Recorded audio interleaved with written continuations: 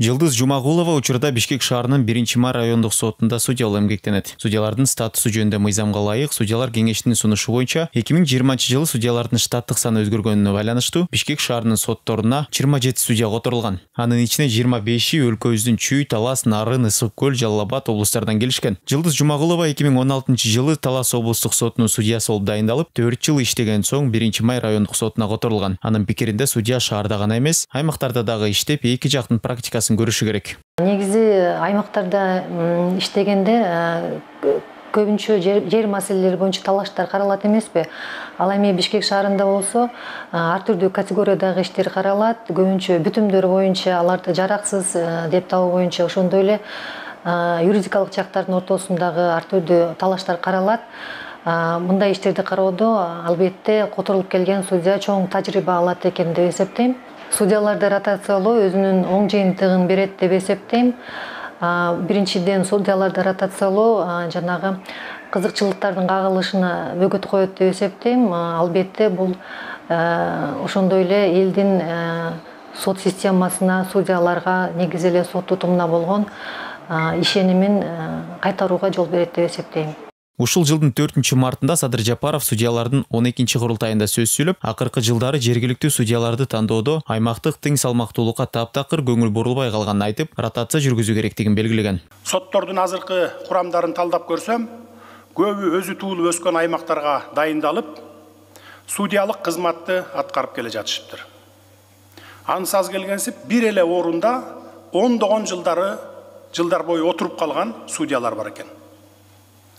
Мындай мамиле аркылуу сот адилеттигин сапаттуу ишке ашырабыз деп эч качан айта албайбыз. Албетте, мындай көрүнүштөр коомчулук тарабынан негиздүү сын пикирлерди жаратып жатат. Мындай системаны кечиктирбестен бузуп, ротация жүргүзүү жолу менен жөнгө салышыбыз керек. Сотторду ротациялоо мезгилдин талабы экендигин, коррупциянын туугандашуунун жеңил-желпи тийип качмай иш жүргүзүүнү алдын алууга болгон аракет. Мындан ары бул багытта чечкиндүү иш-чаралар жүргүзүлө тургандыгын Жогорку соттун төрагасы Замирбек Базарбеков дагы баса белгилеген. Тууган уруктарына, тааныштарына, жердештерине мыйзамсыз жардам берүүсүнө бөгөт коюлат. Болбосо элдин сот адилеттигине болгон ишеничти кайтаруу кыйын. Себеби өзү туулуп өскөн жерин иштеген судья кантип мыйзамдуу иш алып барат? Кантип алып барат? Практикада көрсөткөндөй, судьянын өзүнүн кичим экенди иштегени алдын ала эле кызыкчылыктардын кагылышын пайда кылган учурлар бар.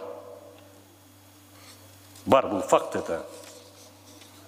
Андай учурларда айрым судьялар өздөрү ишти кароодан баш тартышса, айрымдар эч нерсе болбогонсуп иштерди карай берет.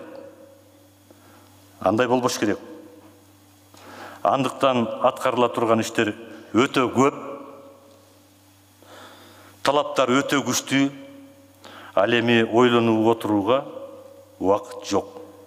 Кандай гана мамлекеттик орган болбосун, орун алмашып, которулуп турушу керек деп эсептейт Жогорку соттун мурдагы төрагасы Курманбек Осмонов. Ротация принцип сот системасына дагы абдан керек бүгүнкү күнү. Анткени көп кадрлар, соттор өзүнүн жашаган районунда же өзү жашаган жерине жакынкы райондордо иштеп калышы бул максатка ылайык эмес деп айталык.